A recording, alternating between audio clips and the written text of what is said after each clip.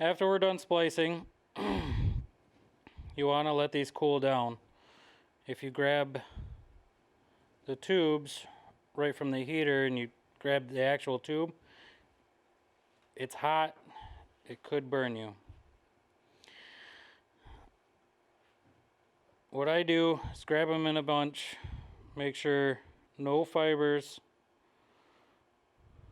are being caught by anything on the table or your hand. Yellow is going to fight us a little bit.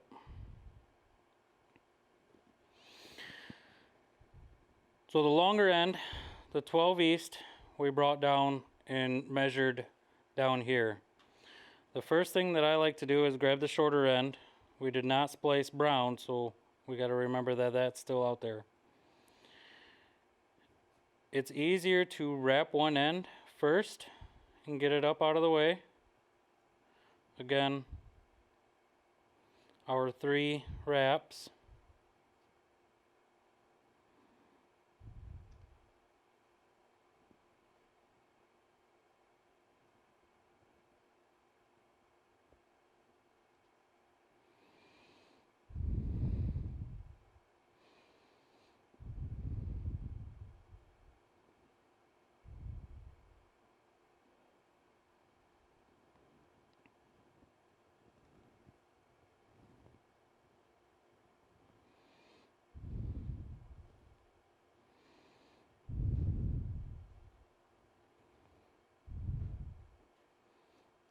A lot of fibers will fight you, and it's all about taking your time.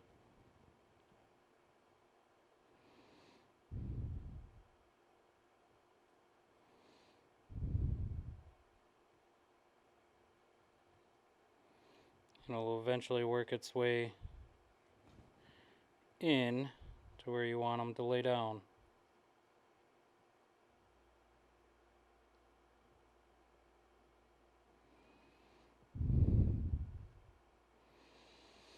We always lay down splice tubes in order. Blue being number 1.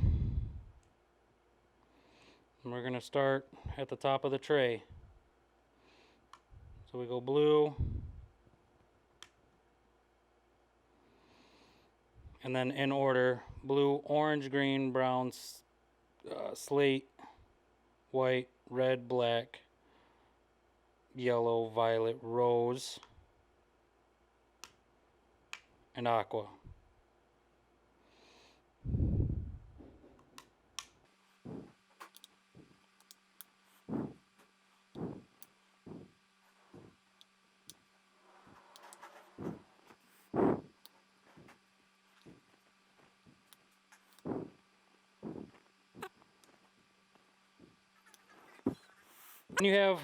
When you lay them down like that, you will have a lot of times trouble getting the last one or the last 2 in.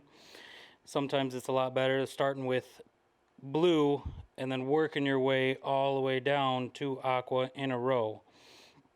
It'll open up these spaces a little more equally for the last one to set in. As you see, these are set in an offset position. So the blue one, it's higher over on the bottom of the tray, and then the orange one is higher on the top of the tray. It's set like that so there's enough room to actually position them in the amount of space that are given.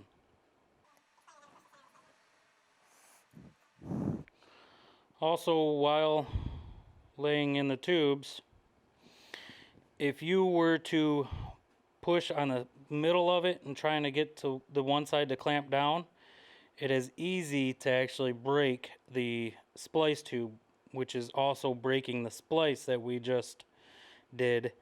It's a lot easier to break it if you're pushing it in the middle rather than getting your like a pick or a fingernail down into actually setting it in place over at where it needs to be set in place at, rather than the middle. This end's all wrapped in nicely, but we still have a couple stragglers that are above this arm. We want to make sure that no fiber is above these, and it's a lot easier if you grab a pick or a zip tie and grab these fibers, put them underneath that arm. So this is a nicely set side of the tray. We do the same thing over on the long end.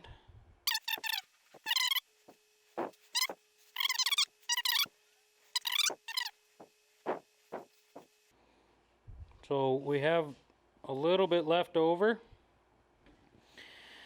We don't want to have an arch tray ending up like so. That's not going to pass.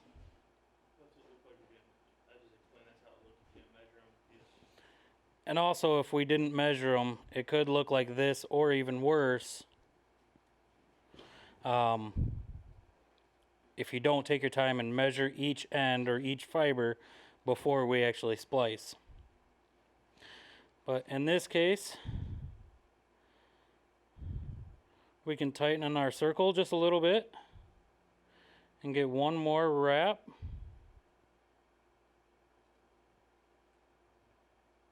In.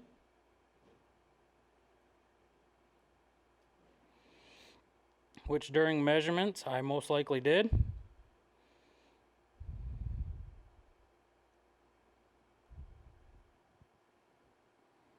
And have them all underneath the arms.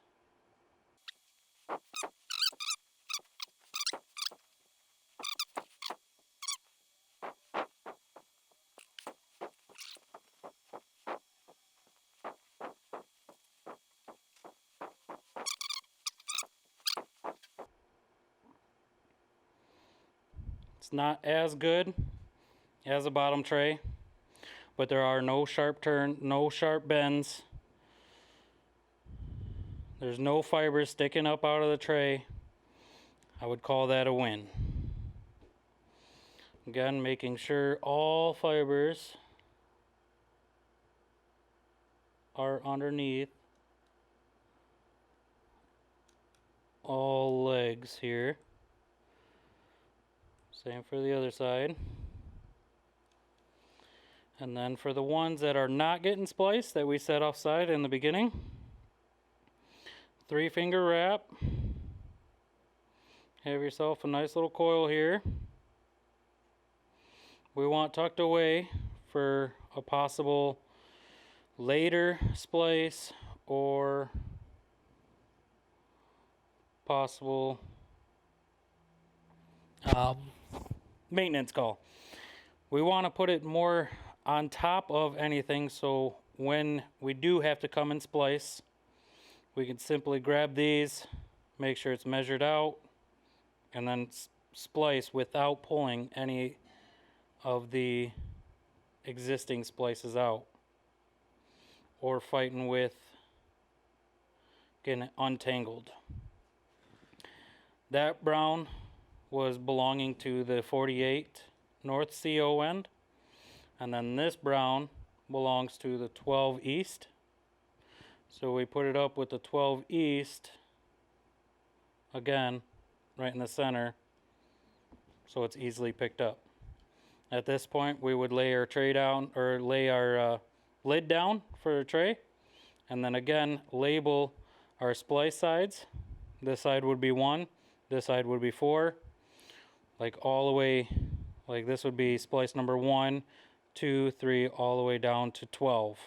Again, we did not skip, or we did skip brown, which is number 4. So it'd go 1, 2, 3, 5, 6, 7, 8, all the way down to 12 on both sides, depending on what the print says. After the lid is down, we want to secure all of our loose tubes. Again with our strap here.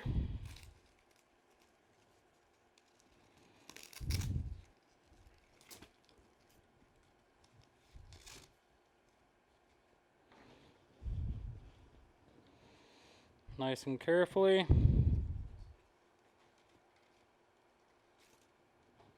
middle of the tray.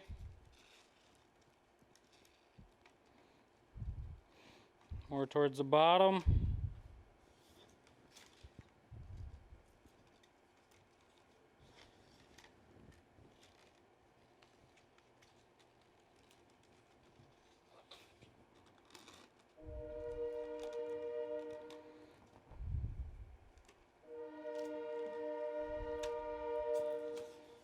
Tighten it up. And then we're able to put our lid on. At this point, we would take pictures if needed of the tray and the grounding straps, if whoever is requiring them. And then we're able to put our lid on. Again, arrow meeting arrow. Then have our clamp.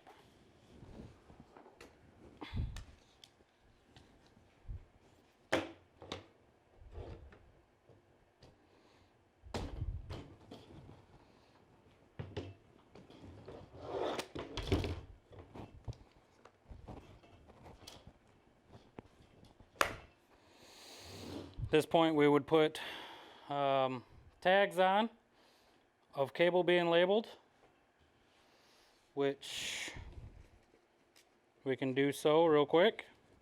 Again, we have our 48 count,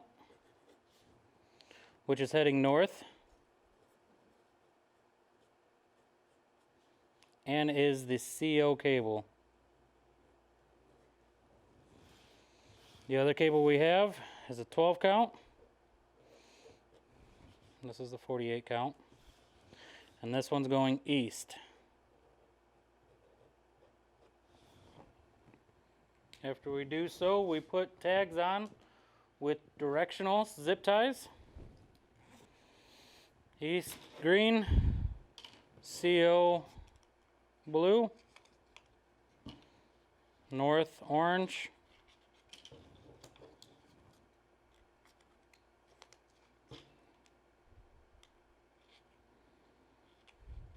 and then put the tags on the blue tape. We identified as a CO cable, so we're gonna put the tag on the CO cable heading north, and on the east cable.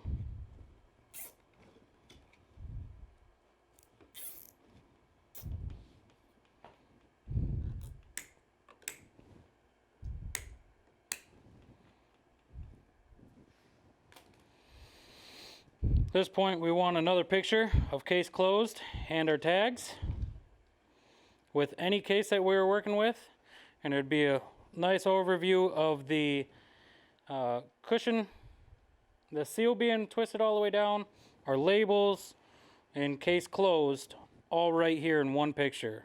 After we're said and done, we're able to wrap this into a hand hole or put it up on an aerial strand.